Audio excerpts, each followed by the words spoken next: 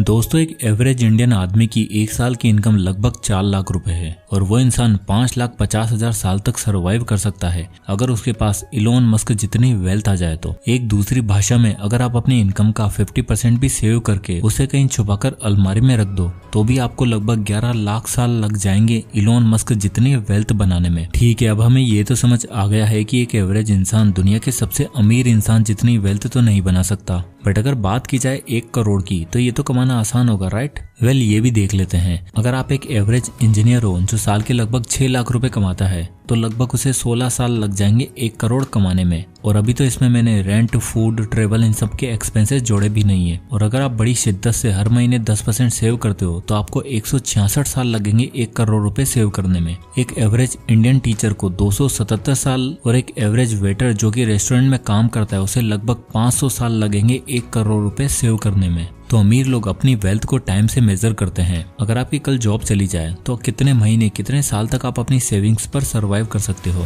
ये होती है ट्रू वेल्थ की definition. Rich dad poor dad के ऑथर रॉबर्ट कियोसाकी की ये किताब हमें फाइनेंशियल इंटेलिजेंस देती है जिसे हमने शायद कहीं खो दिया था, या यूं कहें कि ना तो हमारे टीचर ने ना ही हमारे स्कूल ने हमें सिखाया। ये किताब हमें एक ऐसा रास्ता दिखाती है जो शायद हमें बचपन में सिखाना चाहिए था। पैसों के ऐसे सीक्रेट जो अमीर लोग अपने बच्चों को देते हैं, बट जो लोग अमीर नहीं है उनके लिए ये किताब एक वरदान के बराबर है। और जिसने भी इस किताब के लेसन्स को नहीं जाना वो हमेशा रेट रेस में ही फंस कर रह जाएगा। इस वीडियो के खत्म होने तक मैं आपसे वादा करता हूँ कि आपने जो इतने सालों में नहीं सीखा होगा वो आज आप सीखने वाले हो। और इस वीडियो को पूरा देखने के बाद आप दुनिया के केवल उन गिने चुने लोगों में आ जाओगे जो इस रेट रेस की जंजीरों को तोड़कर अमीर बनना चाहते हैं, लाइफ में कुछ ऐसा करके दिखाना चाहते हैं जो शायद बहुत कम लोग इसे करने की सोच पाते हैं। और सही मायनों में फाइनेंशियल फ्रीडम क्या होती है आज आपको पता चलेगा। So let's begin. Lesson number 1, rich don't work for money. Robert Kiyosaki इस किताब में बोलते हैं कि rich don't work for money मतलब कि अमीर लोग पैसे के लिए काम नहीं करते। अब ये सुनने में थोड़ा अजीब लगता है क्योंकि बचपन से हमें हमारे पेरेंट्स ने, स्कूल ने हमें एक ही तो चीज सिखाई है, बेटा पढ़ाई अच्छे से करो, मार्क्स अच्छे नहीं आएंगे तो फिर कोई नौकरी नहीं देगा, तो फिर पैसे कैसे कमाओगे? अगर आप पैसा नहीं कमाओगे तो लाइफ बर्बाद हो जाएगी, हमेशा धक्के खाते रहोगे। तो हमारा बचपन तो बस यही सुनने में निकल गया कि बड़े होके नौकरी करनी है और पैसे के लिए काम करना है। पर रॉबर्ट कियोसाकी ऐसा क्यों बोल रहे हैं कि अमीर लोग पैसे के लिए काम नहीं करते? रॉबर्ट के रिच डैड ने उन्हें सिखाया था कि आप कभी भी जॉब करके अमीर नहीं बन सकते क्योंकि आपकी सैलरी कितनी भी क्यों ना हो जाए, आप हमेशा पैसों के गुलाम रहोगे। आप काम नहीं करोगे पैसा नहीं मिलेगा, आप टाइम नहीं दोगे तो पैसा नहीं मिलेगा, आप छुट्टी मनाओगे तो भी पैसा नहीं मिलेगा। रिच लोग कभी भी पैसे के लिए काम नहीं करते हैं, पैसा रिच लोगों के लिए काम करता है। रॉबर्ट जब 9 साल के थे तो उन्होंने कुछ कॉमिक्स बुक्स को किराए पर देना स्टार्ट किया और जिससे उन्हें रेंट मिला करता था, जिससे रॉबर्ट काम नहीं कर रहे थे बट उन्होंने कॉमिक्स किराए पर दे रखी थी तो उन्हें हमेशा पैसे मिलते रहते थे। रॉबर्ट बोलते हैं कि अगर आप ऐसा बिजनेस या सिस्टम क्रिएट कर देते हो जिसमें आप खुद मौजूद नहीं हो तब भी आपको पैसे मिलते रहते हैं तो वो ट्रू डेफिनेशन है फाइनेंशियल फ्रीडम की। बट अनफॉर्चुनेटली लोग इसका अपोजिट करते हैं। वो दिन भर 8-8 घंटे भाग दौड़ करते हैं, सुबह जल्दी उठते हैं, ऑफिस के लिए रेडी होते हैं, जल्दी जल्दी में ब्रेकफास्ट करके बस या ट्रेन पकड़कर अपने ऑफिस जाते हैं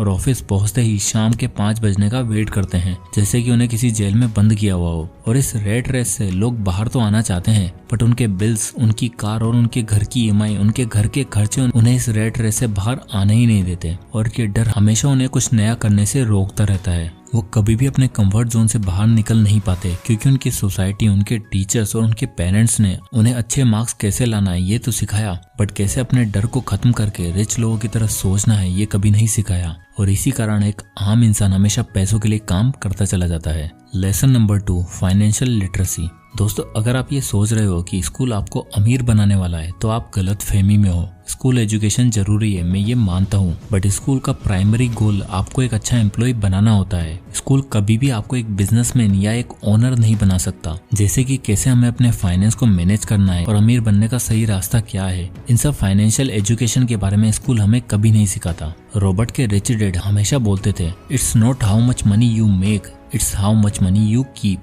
यानी कि ये फर्क नहीं पड़ता कि आप कितना पैसा कमाते हो, जबकि इससे फर्क पड़ता है कि आप अपने पास कितना पैसा रखते हो और उन्हें इन्वेस्ट करते हो। रॉबर्ट बोलते हैं कि वो कई ऐसे लोगों से मिलते थे जो एक टाइम पर मिलीनियर थे बट उन्हें फाइनेंशियल एजुकेशन ना होने के कारण वापस से सब लुटाकर गरीब हो गए। रॉबर्ट कियोसाकी का कहना है कि दुनिया में 3 तरह के लोग होते हैं, पुअर, मिडिल क्लास और रिच, और इन तीनों का पैसों को लेकर नजरिया अलग अलग होता है। चलिए इस चार्ट से इनके कैश फ्लो को समझने की कोशिश करते हैं। कैश फ्लो मतलब इनके पैसे कैसे आते हैं और ये कैसे अपने पैसों को स्पेंड करते हैं। सबसे पहले आता है पुअर क्लास, क्योंकि ये पुअर कैटेगरी में आते हैं, यानी कि इनकी इनकम काफी कम होती है, तो इनकी सारी इनकम इनके रेंट में, इनके फूड में और ऐसी बेसिक चीजों में निकल जाती है। और ये लोग केवल अपनी सैलरी के भरोसे ही जीते हैं, और ये लोग कमाते इतना ही है कि मुश्किल से इनके खर्चे निकल पाते हैं, और ये केवल सर्वाइवल के लिए ही जीते हैं, और इनके पास कोई भी एसेट्स नहीं होते हैं। अब दूसरे कैटेगरी के लोग आते हैं मिडिल क्लास। इन लोगों की सैलरी का मोस्टली हिस्सा इनका रेंट, कार और घर की ईएमआई में निकल जाता है। ये दुनिया को दिखाने के लिए क्रेडिट कार्ड और शॉपिंग इस तरह के डेट में फंस जाते हैं, और जो थोड़ी बची कुची सेविंग्स होती है ये लोग इन्हें एफडीज में जमा करके रख देते हैं। इनके भी कर्जे में डूबे रहने का मेन रीजन इनको फाइनेंशियल एजुकेशन की नॉलेज ना होना होता है। तीसरे कैटेगरी के लोग आते हैं रिच। इन लोगों की मोस्टली इनकम इनके एसेट से होती है, जैसे कोई प्रॉपर्टी लेकर उसे रेंट पर दे देना, कोई बिजनेस एक्वायर करके या फिर स्टॉक्स में पैसा इन्वेस्ट कर देना, जिससे इन्हें हमेशा रेगुलर इनकम होती रहती है और इनके बिना भी इनका काम चलता रहता है और ये अमीर पे अमीर होते चले जाते हैं। रॉबर्ट बोलते हैं कि अगर आप बाकी लोगों की तरह काम करोगे तो आप हमेशा रेट रेस में ही फंसे रहोगे और आप मेनली दो लोगों के लिए काम करोगे। पहला, आप उस कंपनी के लिए काम करोगे जो आपको सैलरी देती है और आप उससे उस कंपनी के ओनर को और अमीर बनाते जाओगे, और दूसरा, अगर आपके ऊपर डेट है तो आप बैंक के लिए काम कर रहे हो और बैंक अमीर होता जा रहा है। तो अगर आपको रेट रेस से बाहर आना है तो आपको एसेट्स और लायबिलिटी के फर्क को समझना पड़ेगा। हमेशा उन्हीं चीजों को एक्वायर करने की कोशिश करो जो आपकी जेब में पैसा लाकर दें, ना कि आपकी जेब से पैसा निकालें। Lesson number 3, overcoming fear. Robert बोलते हैं कि मैं आज तक ऐसे किसी भी इंसान से नहीं मिला जिसे पैसा खोना पसंद हो, और न ही किसी ऐसे अमीर इंसान से मिला हूं जिसने अभी तक कोई पैसा नहीं खोया हो। बट मैं ऐसे बहुत से लोगों से मिला हूं जिन्होंने आज तक कहीं पर भी इन्वेस्ट नहीं किया है, क्योंकि उन्हें एक डर होता है, वो है पैसे खोने का डर। यहाँ तक कि हर अमीर इंसान को भी पैसे खोने का डर होता है। पर प्रॉब्लम ये नहीं है कि आपके अंदर पैसे खोने का डर है, जबकि प्रॉब्लम ये है कि आप उस डर को हैंडल कैसे करते हो। और एक अमीर और एक गरीब इंसान में बस यही फर्क होता है कि वह इस डर को कैसे हैंडल करते हैं। रॉबर्ट बोलते हैं कि जब आप 20 की एज में होते हो तो आप ज्यादा इजीली अमीर बन सकते हो, बट जब आप 30 की एज में होते हो तो आपके ऊपर काफी रेस्पॉन्सिबिलिटी होती है, आप ज्यादा रिस्क नहीं ले सकते हो। और रॉबर्ट अपने पुअर डैड का एग्जाम्पल देते हुए बताते हैं कि इसी डर के कारण उनके पुअर डैड ने कभी कुछ नहीं किया और हमेशा पैसे के टॉपिक को अवॉइड किया। और एक बहुत ही अच्छी कहावत है ना, everyone wants to go to the heaven, everyone wants to go to the heaven but no one wants to die. यानी कि हर किसी इंसान को अमीर तो बनना है, बट रिस्क लेना या फिर अपने डर का सामना करना कोई नहीं चाहता। इसलिए हम ज्यादातर टाइम पैसे के टॉपिक को अवॉइड करते हैं और कभी इन्वेस्ट नहीं करते, क्योंकि हमें उसे खोने का डर है। और अगर आप फेलियर का सामना नहीं करोगे तो सक्सेसफुल कैसे होगे। Lesson number 4, everything is not risky. Robert बोलते हैं कि अक्सर लोग जो चाहते हैं वो हासिल नहीं कर पाते हैं। क्यों? क्योंकि उन्हें लगता है कि लाइफ में एवरीथिंग इज रिस्की।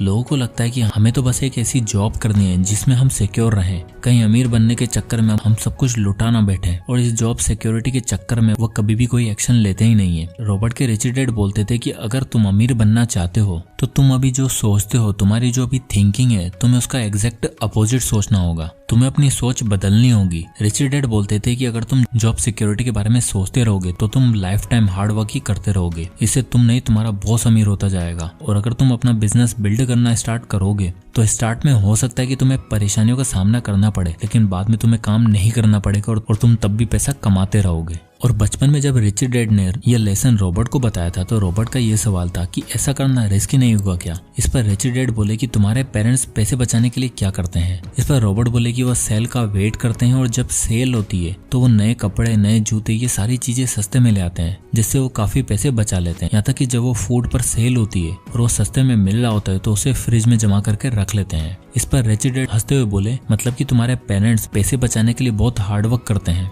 तो रॉबर्ट बोले कि हाँ, क्या आप ऐसा नहीं करते हो क्या। इस पर रिच डैड बोले कि मैं भी एग्जैक्टली ऐसा ही करता हूँ, बट तुम्हारे पेरेंट्स अपना फ्रिज भरने के लिए सेल में चीजें लेते हैं और मैं अपना पोर्टफोलियो भरने के लिए चीजें सेल में लेता हूँ। मतलब मैं ऐसे इन्वेस्टमेंट करता हूँ जो मुझे सस्ते में मिल रहे होते हैं और उसमें मैं अपना पोर्टफोलियो भरता जाता हूँ। और यही डिफरेंस है, तुम्हारे पेरेंट्स हमेशा पैसों की कमी होने से परेशान रहते हैं और हार्डवर्क करते हैं, जबकि मैं बिना काम किए भी अमीर होता जा रहा हूँ, क्योंकि मेरी रियलिटी तुम्हारे पेरेंट्स से बिल्कुल अपोजिट है। तो अगर तुम्हारे पेरेंट्स इन्वेस्टिंग को रिस्की ना समझें तो वो भी मेरी तरह सेम चीज करके अमीर बन सकते हैं, उन्हें बस अपनी सोच को बदलना होगा। तो एट दी एंड ये बुक हमें ये सिखाती है, चाहे अभी आपकी फाइनेंशियल कंडीशन कैसी भी हो, आपके पास डिग्री है या नहीं, इन सब बातों से कोई फर्क नहीं पड़ता। आपको तो बस इन कुछ प्रिंसिपल को फॉलो करना है और अपने डर को खत्म करके रेट रेस से बाहर निकलकर वो कर दिखाना है जो मोस्टली लोग सोचने से भी डरते हैं। फिर उसके बाद आपको अमीर बनने से कोई भी नहीं रोक सकेगा। तो दोस्तों, आई होप कि वीडियो आपको पसंद आया होगा और इस वीडियो से आपको कुछ ना कुछ जरूर सीखने को मिला होगा। तो अगर आपको ये वीडियो पसंद आया हो तो इसे लाइक करें और ज्यादा से लोगों तक शेयर करें।